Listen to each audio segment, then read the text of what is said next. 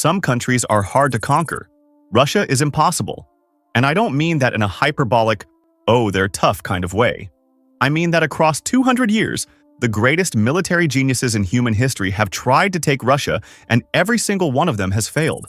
Not just failed, been absolutely humiliated, destroyed, sent home with a fraction of their army and a lifetime of regret. Napoleon did it, Hitler did it, and spoiler alert, they both learned the exact same lesson the hard way. Russia doesn't beat you. Russia waits for you to beat yourself. And today, we're going to figure out why. Now, before we dive into frozen corpses and burning cities, let's set something up. Because when people talk about Russia being unconquerable, they usually say two words: General Winter. And look, they're not wrong. The cold does play a role. But if you walk away from this video thinking, oh, it's just the snow, you've missed the point entirely. The Russian winter is the final boss. But the game is rigged long before you get there. Geography, logistics, Russian strategy, and the sheer arrogance of invaders all combine into this beautiful meat grinder that has chewed up and spit out every army dumb enough to march east. So let's start with the man who learned this lesson first. The little corporal himself, Napoleon Bonaparte. It's 1812. Napoleon is basically the god of Europe. He's conquered Italy, smashed Austria, humiliated Prussia, forced half the continent to kneel. His Grande Armée is the most powerful military force the world has ever seen. 600,000 men. 600,000. To put that in perspective, most medieval kingdoms didn't have 600,000 people, let alone soldiers. This is an absurd, overwhelming, terrifying force, and Napoleon points all of it directly at Russia. Why? Well, Tsar Alexander I had been getting a little too independent. Russia was supposed to be part of Napoleon's continental system, this economic blockade meant to strangle Britain by cutting off their trade with Europe. But Alexander kept sneaking goods through, kept making side deals, kept disrespecting the agreement. And Napoleon, who had the biggest ego in a century full of big egos, decided that the only solution was to invade and force compliance. Classic Napoleon. Someone annoys you, so you invade their country with the largest army in history. On June 24, 1812, the Grande Armée crossed the Niemen River into Russian territory. And from that moment, everything started going wrong. See, Napoleon's plan was simple. March in, find the Russian army, crush them in one massive decisive battle, force Alexander to surrender, go home a hero. It's the same playbook that worked against Austria, Prussia, and everyone else. Find army, destroy army, win war, easy. Except Russia didn't cooperate. The Russian commanders, first Barclay de Tolly, then later Kutuzov, made a decision that would define the entire campaign. They refused to fight. Every time Napoleon advanced, the Russians retreated. Every time he tried to pin them down, they slipped away. They weren't running out of fear. They were running on purpose, because they understood something Napoleon didn't. Russia is big, like incomprehensibly big, and every mile Napoleon marched forward was another mile his supply lines had to stretch. Let me paint you a picture. Napoleon's army needed roughly 2,000 tons of food and fodder every single day. 2,000 tons. In 1812, there were no trains in Russia, no trucks, no planes. Everything had to be carried by horse-drawn wagons over dirt roads that turned to mud the moment it rained. And it rained a lot. The supply wagons couldn't keep up. They just couldn't. The army was outrunning its own food. So what did Napoleon do? He told his men to forage. Live off the land. Take what you need from the countryside. Sounds reasonable, right? Except the Russians had an answer for that too. Scorched earth. As the Russian army retreated, they burned everything behind them. Crops, villages, storehouses, bridges. If it could feed a French soldier, it got torched. Napoleon wasn't marching into Russia. He was marching into an abyss. Within weeks, men started dying. Not from combat, from starvation, from exhaustion, from disease. Dysentery ripped through the ranks. Horses dropped dead by the thousands, leaving cavalry without mounts and artillery without the animals to pull the cannons.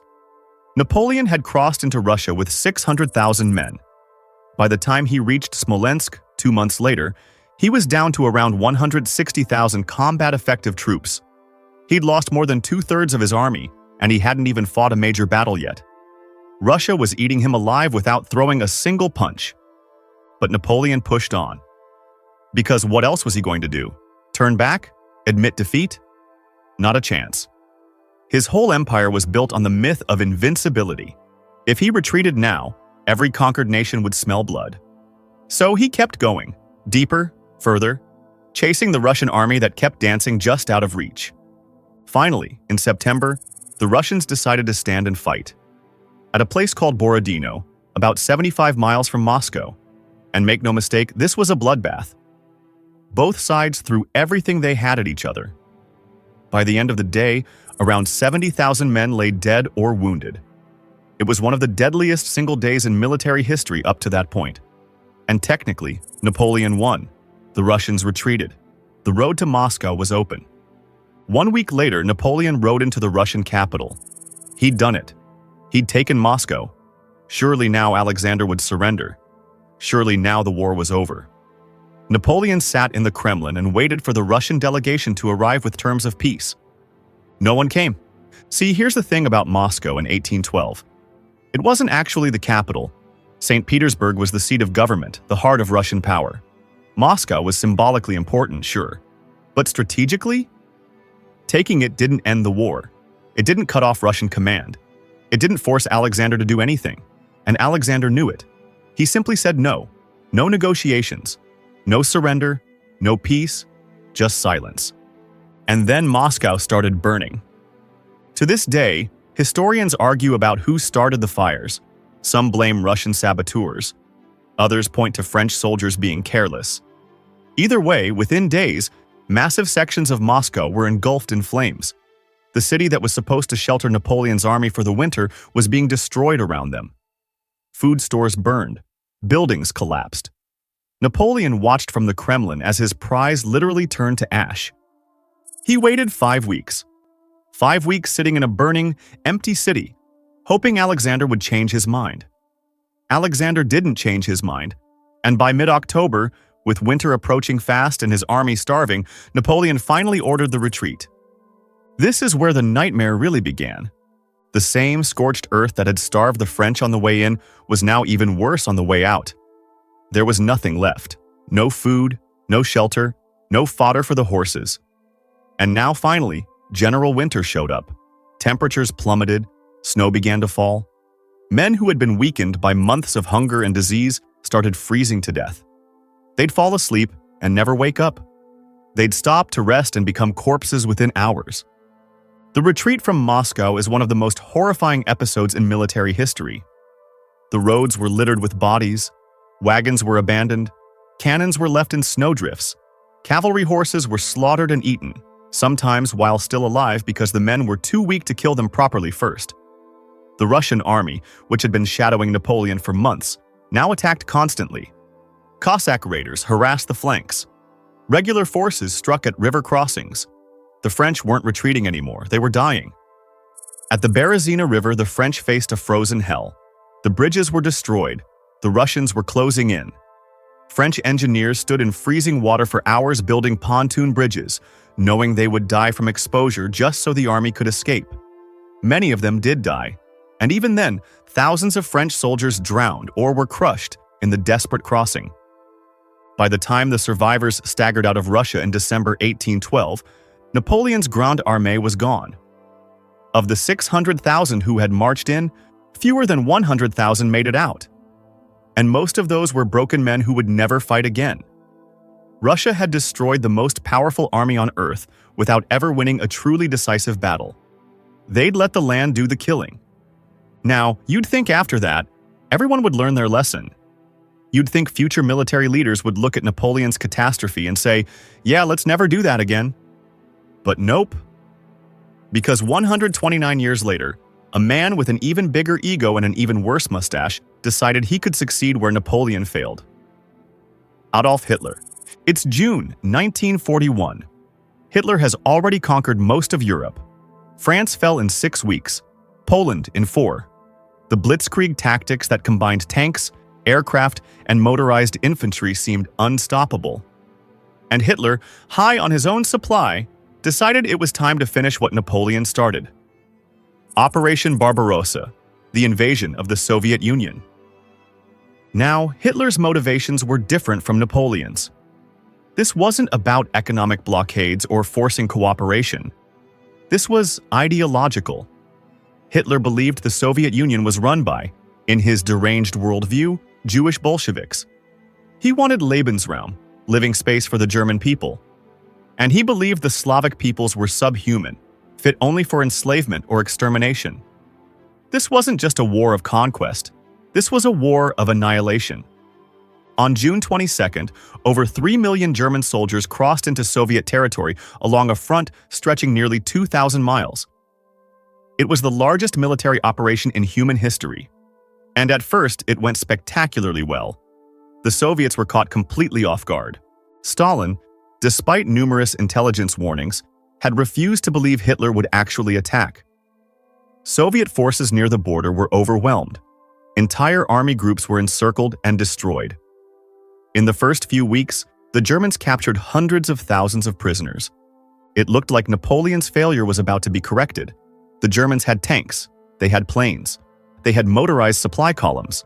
Surely technology had solved the problems that doomed the French. Except it hadn't. Because here's the thing about Russia that never changes. It's still impossibly big. And the distances that killed Napoleon's horses were now killing Hitler's tanks. German panzers were designed for the highways of Western Europe, not the dirt tracks of the Russian steppe. When it rained, those dirt tracks became rivers of mud. Tanks got stuck, trucks got stuck, supply columns ground to a halt while the frontline troops kept advancing. And just like Napoleon, the further the Germans went, the more their supply lines stretched. Fuel became scarce, spare parts became scarce, food became scarce. German soldiers who had started the campaign as the best-equipped army in the world found themselves hungry, exhausted, and stranded far from support.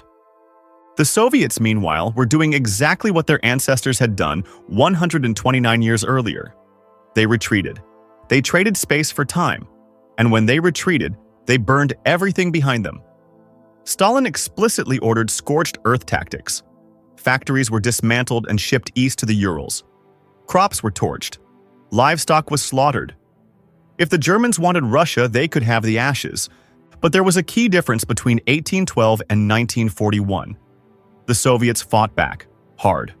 Unlike the Russians under Alexander, who avoided major battles until Borodino, the Soviets contested every inch of ground. The fighting at places like Smolensk and Kiev was brutal. The Germans won, yes, but at enormous cost. Hundreds of thousands of casualties, tanks destroyed, planes shot down. Every victory came with a price tag that Hitler's accountants couldn't afford. By August, German commanders were already worried. The campaign was behind schedule. They'd expected the Soviet Union to collapse within 8 weeks, like France had. It hadn't collapsed. It was bending, but not breaking. And the clock was ticking. Hitler made a fateful decision. Instead of driving straight for Moscow as many generals wanted, he diverted forces south toward Kyiv and the Ukrainian breadbasket and north toward Leningrad. The result was spectacular short-term success. Kyiv fell in September, yielding over 600,000 Soviet prisoners in the largest encirclement in military history. But it cost precious weeks. Weeks that Napoleon could have told him he didn't have. By the time the Germans finally turned toward Moscow in October, the weather was turning too. The autumn rains came, and with them, the Rasputitsa. That's a Russian word that means, roughly, the time without roads. The entire countryside turned into a sea of mud. Tanks that had charged across France now sat immobilized in Russian muck. Horses sank to their bellies. Men marched through knee-deep sludge. Supply trucks couldn't move. The advance slowed to a crawl. And then came the cold.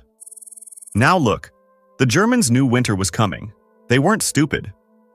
But they had expected to win before winter hit. They hadn't brought adequate cold weather gear. They hadn't winterized their equipment. When temperatures dropped to minus 30 degrees Celsius, tank engines wouldn't start. Machine guns jammed. Frostbite became epidemic. German soldiers who had conquered Europe were now freezing to death in their summer uniforms, stuffing newspapers into their boots for insulation. Meanwhile, the Soviets were used to this. Russian soldiers had winter gear. Russian equipment was designed for cold weather. And as the German advance sputtered, Stalin began transferring fresh troops from Siberia. These were men who had been guarding against a potential Japanese attack in the east. Now they were boarding trains heading west, arriving at the front fresh, equipped, and ready to fight. In December 1941, just as the Germans could literally see the spires of Moscow through their binoculars, the Soviets counterattacked. And it wasn't a minor pushback. It was a massive offensive that caught the Germans completely by surprise. Exhausted, frozen, at the end of supply lines that stretched back hundreds of miles, the German army was driven back. Not far, but enough. Enough to prove that the Blitzkrieg had failed. Enough to prove that Russia, once again, would not fall. Hitler refused to accept it. He demanded his troops hold every inch of ground. He fired generals who suggested tactical retreats. And so the war that was supposed to last 8 weeks dragged on. For years. Stalingrad, Kursk, Operation Bagration. Each year, the Soviets grew stronger while the Germans grew weaker. The meat grinder that had killed Napoleon's Grande Armée was killing Hitler's Wehrmacht in even larger numbers. By the time the war ended in 1945, Germany had lost over 4 million soldiers on the Eastern Front. 4 million. The Soviet losses were even more catastrophic. Somewhere between 25 and 27 million Soviet citizens died in what Russians call the Great Patriotic War. It wasn't a battle. It was mutual annihilation on a scale that defies comprehension. So why? Why does Russia keep doing this? Why can't anyone successfully invade? First, there's the obvious: size. Russia is 17 million square kilometers. That's bigger than Pluto's surface area. Every army that invades eventually runs out of men faster than Russia runs out of space. You can take cities. You can win battles. But you can't occupy everything. The vastness swallows you. Second, logistics. Every modern army runs on supply lines. Food, fuel, ammunition, medical supplies, replacement parts. All of it has to flow from the homeland to the front. And in Russia, those supply lines become impossibly long. The deeper you go, the more vulnerable those lines become. Partisans attack. Weather destroys roads. Equipment breaks down faster than it can be replaced. Armies don't just need to fight the enemy. They need to feed themselves, and Russia makes that nearly impossible. Third, the willingness to sacrifice. Both in 1812 and 1941, Russian and Soviet leaders made decisions that most Western commanders would consider unthinkable. Burning your own capital?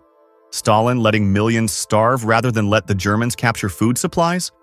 The scorched earth tactics that destroyed Russian property just to deny it to invaders? These strategies are brutal. They're devastating to the local population.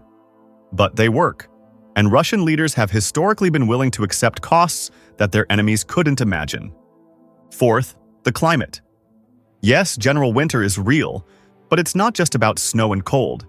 It's about the spring mud that immobilizes vehicles, the summer dust that clogs engines, the autumn rains that turn roads to rivers.